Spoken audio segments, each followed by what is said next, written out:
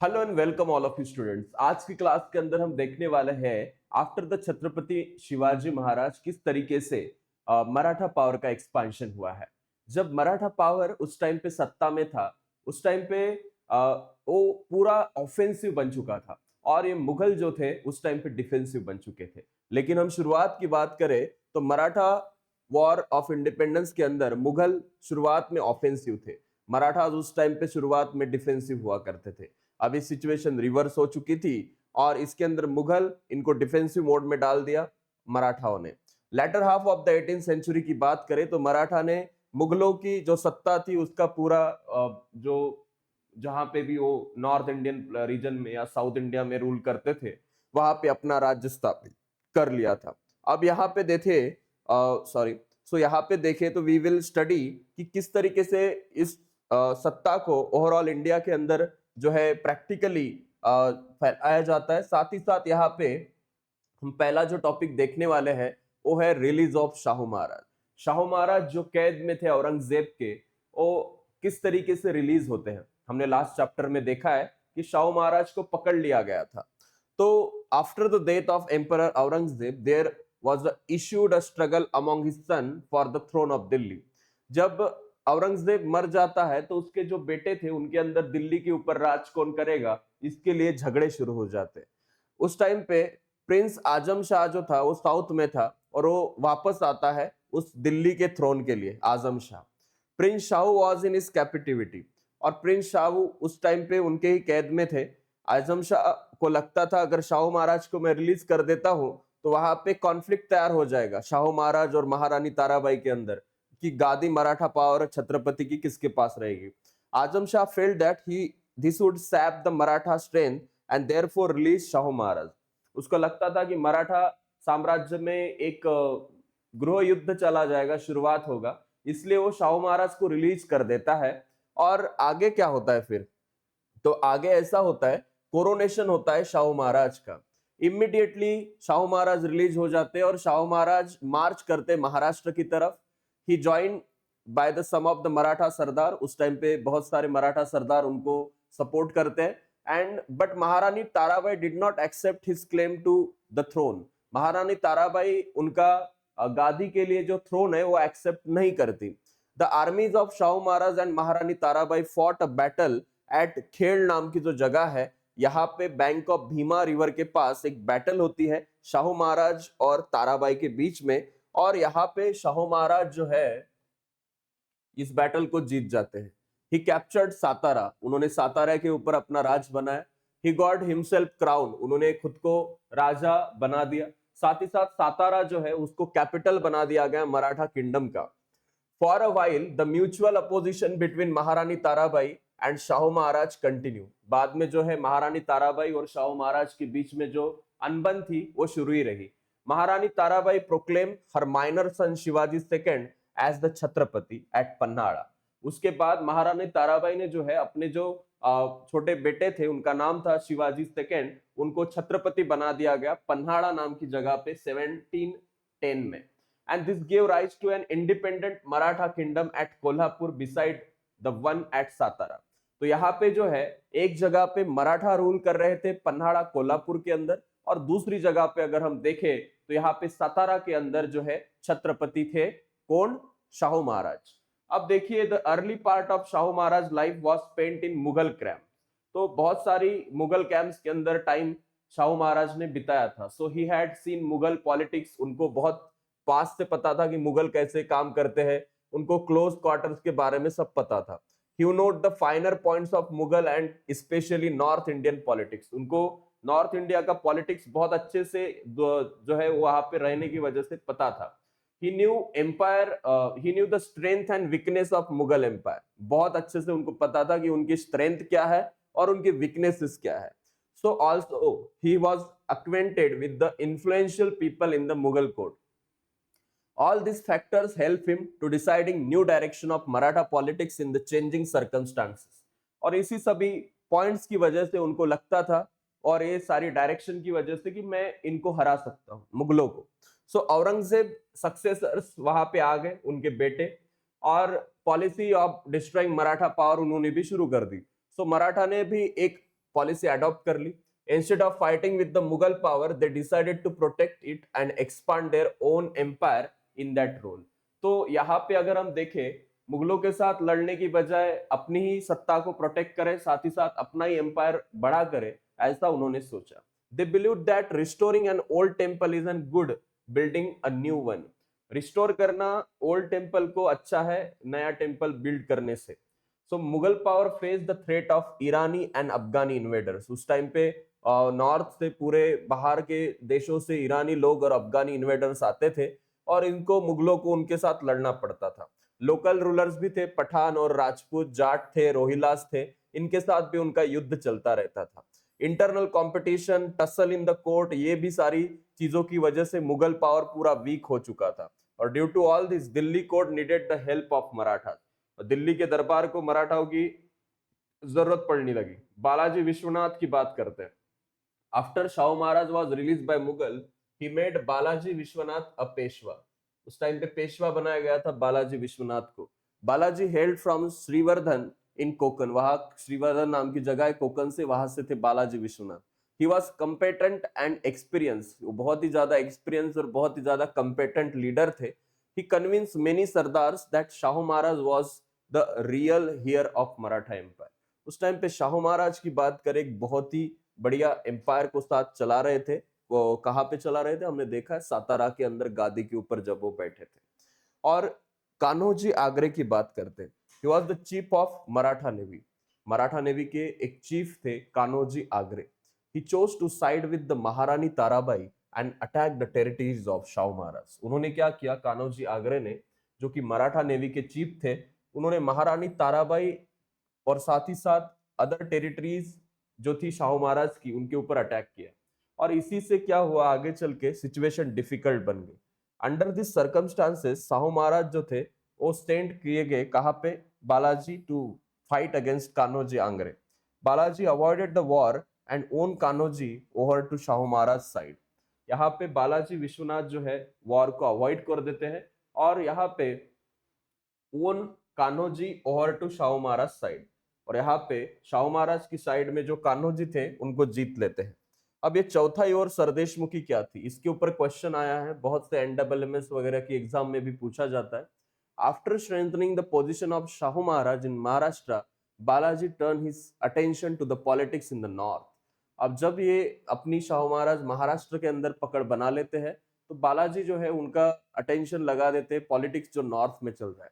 Delhi court after the death of emperor Aurangzeb was marked by bickering and confusion. Aurangzeb के बाद दिल्ली का दरबार पूरा बिखरा हुआ था, कंफ्यूजन में था।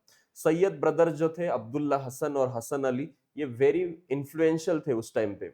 विद द हेल्प 1719 में Balaji obtained from the Mughal emperor the grants और the सनद्स to collect chauthai and sardeshmukhi from the Mughal territory in the Deccan. Mughal territory जो डेक्कन में है, साउथ में है, वहां से जो है चौथाई और सरदेशमुखी नाम की जो टैक्सेस है वो कलेक्ट करने का काम यहाँ पे शुरू हुआ। अब this sanad gave the Marathas the right to collect 1/4 part, that is chauthai. Okay, 4 है तो उसमें से 1 पार्ट एज अ चौथाई देना पड़ता था टैक्स। एंड 1/10 जो था, 1/10, उसे बोलते थे sardeshmukhi. It's as the revenue at that Mughal territory at that time in the Deccan region. यहाँ पे बाजीराव वन आते हैं। After the death of Balaji Vishwanath, Shahu Maharaj appointed Balaji son Bajirao first as the Peshwa. 1720 में इनको पेशवा के पद पे डाला गया। He expanded the Maratha empire during his term for 20 years. Bajirao one ने जो है अपना मराठा जो एम्पायर था उसको 20 सालों तक एक्सपांड करते रहे। साथ ही साथ अगर हम इनकी बात करें तो निजाम जो थे डिफीट किए गए एट पालखेड़ नाम की जगह पे। मुगल एम्परर फारूक सियार जो था, इसने निजामुल मुल्क, दो सूबेदार हुआ करता था डेक्कन में, उसको अपॉइंट किया, निजामुल मुल्क को, इसका नाम याद रखना। 1713 की बात करें तो Nizam tried to establish his separate existence at Hyderabad. 1713 में निजाम हैदराबाद के ऊपर फोकस करते, वहां पे अपनी खुद की टेरिटरी बनाते हैं। The emperor had given the Marathas the right to recover Chauthai and Sardeshmukhi and from the Mughal areas. Nizam was against it. निजाम इसके खिलाफ थे कि आप हमारे एरिया में चौथाई और सरदेशमुखी कलेक्ट नहीं कर सकते। निजाम जो है he captured some part of the Pune pargana. तो ये निजाम पुणे परगना का बहुत सा पार्ट कैप्चर करते हैं। बाजीराव डिसाइड करते हैं कि इसको चेकमेट करे वहीं पे। He defeated the Nizam at Palkhed near the Aurangabad, जो आज का छत्रपति संभाजी नगर है। वहां पे जो पालखेड़ नाम की जगह है, वहां पे निजामों को डिफीट किया जाता है। The Nizam accepted the Maratha right to collect chauthai and sardeshmukhi. Nizam accept कर दे कि ठीक है भाई, चौथाई और सरदेशमुखी आप कलेक्ट कर सकते हो। As the Mughal power had become weak, जब मुगल पावर वीक बन जाता है, बाजीराव न्यू पता चलता है उनको कि that there was no more scope to expand the empire toward northern side. Shahu Maharaj supported his policy. Mughal power weak हो रहा था तो उनको लगता था नॉर्थ की साइड में अपनी सत्ता को एक्सपांड करके भी क्या ही होगा, क्योंकि वहां पे तो ये सारे वीक हो चुके हैं। तो शाहू महाराज भी बोलते कि ठीक है, हम वहां पे जाना अब अवॉइड करते हैं। ये मालवा रीजन क्या है? मालवा मतलब आज का मध्य प्रदेश। ये मुगल एम्पायर का पार्ट था। बाजीराव अपने मल्हारराव होलकर, राणोजी शिंदे और उदाजी पवार को वहां पे लीडरशिप के अंदर भेजते। उनके ब्रदर थे चिमाजी अप्पा मालवा रीजन में, और there they strengthen the post, अपनी पोस्ट को वहां पे स्ट्रेंथन करते हैं। बुंदेलखंड की बात करते हैं। बुंदेलखंड मतलब आज ही के मध्य प्रदेश और यूपी के बीच का एक पार्ट है। झांसी, पन्ना और सागर नाम की जगह यहाँ पे आती थी। वहां पे किंग छत्रसाल थे, उन्होंने एक अपना खुद का किंगडम बनाया था बुंदेलखंड में। एंड द मुगल सूबेदार मोहम्मद खान बंगेश जो थे, यहाँ पे इलाहाबाद में अटैक करते हैं बुंदेलखंड को, और इलाहाबाद से जो थे वो अटैक करते बुंदेलखंड को और डिफीट करते छत्रसाल नाम के राजा को। Chhatrasal appeal Bajirao for help. Chhatrasal जो है बाजीराव को हेल्प के लिए बुलाते हैं।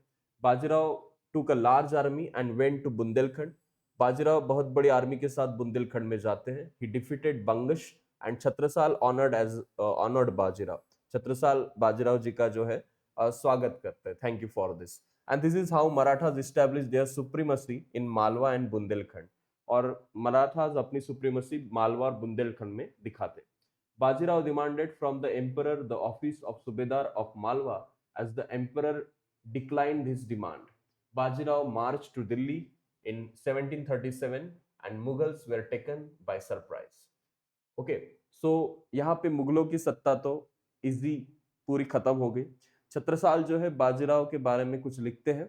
जो गत आह गजेंद्र की, वह गत आई है आज, बाजी जान बुंदेल की, बाजी रखो लाज। My situation is like the elephant whose leg is caught by the crocodile, you are the only one who can save me. अब बैटल ऑफ भोपाल क्या है, अब हम देखते हैं what is the battle of Bhopal. So emperor जो था felt uneasy account of Bajirao's Delhi expedition and he invited the Nizam to protect Delhi. Nizam marched against the Bajirao with the huge army and Bajirao defeated him at the Bhopal. Nizam agreed to secure Sanad of Malwa Subedari for the Marathas from the Badshah. यहाँ पे बादशाह से जो है मुगलों को मतलब यहाँ पे निजामों की हेल्प से उस सनद को एक्सेप्ट करने का चांस मिलता है। मराठास को जो हराने का प्लान फिर मुगल और साथ ही साथ ये लोग बनाएंगे।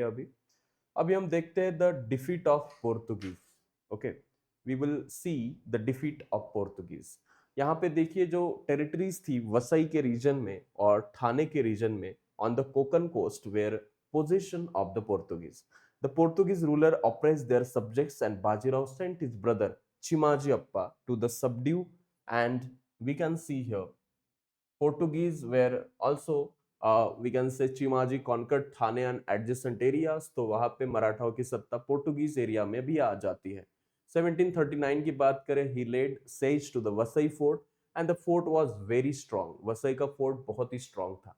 The Portuguese had a powerful artillery. Portuguese लोगों के पास एक बहुत ही पावरफुल आर्टिलरी हुआ करती थी। We can say in this region or in this artillery region we can ever see a great successful area of India. We can inspire with preventive perseverance and the force of Portuguese to surrender, the fort of Vasai and a large part of the Portuguese territory pass into the hands of the Marathas.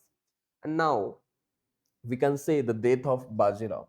Nadir Shah जो था एक ruler emperor था Iran का, वो InvIT करता है India के ऊपर। Following the order of Shahu Maharaj, Bajirao set for the north with a big army. तो बाजीराव जो है नॉर्थ की तरफ अपनी बिग आर्मी के साथ जाता है। By the time he reach Burhanpur, वो बुरहानपुर में पहुंचता है, नादिर शाह हेल्प करता है to return Iran with the enormous booty looted to from the Delhi. April 1740 में Bajirao breath his last at Raver Khedi नाम की जो जगह है नर्मदा रिवर के पास, वहां पे बाजीराव अपनी लास्ट डेथ लेते हैं, मतलब लास्ट सांस लेते हैं। Bajirao was great general, with his valor he established the Maratha supremacy in the north. He owned status for the Maratha power as a formidable power in the whole of India.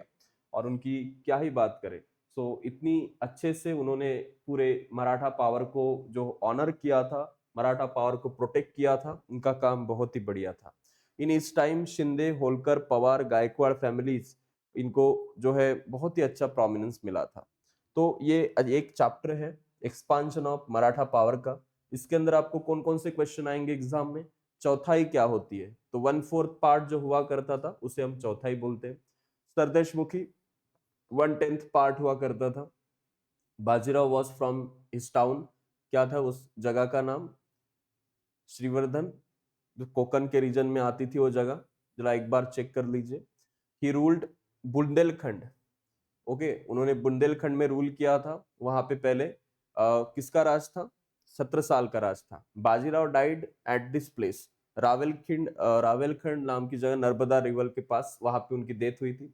He defeated Portuguese, कौन से पोर्तुगीज को उन्होंने हराया था? ये सारे questions भी आपको करने। साथ ही साथ कान्होजी आगरे के बारे में और बैटल ऑफ पालखेड़ के बारे में आपको डिटेल में यहाँ पे पूछा है। बालाजी विश्वनाथ कौन थे और बाजीराव वन कौन थे, इनके बारे में भी आपको यहाँ पे डिटेल में जो है लिखना है, जो कि हमने अभी अभी इस चैप्टर में पढ़ा है। So thank you so much, मिलते हैं अगली क्लास के अंदर, तब तक के लिए मिलते हैं, थैंक यू।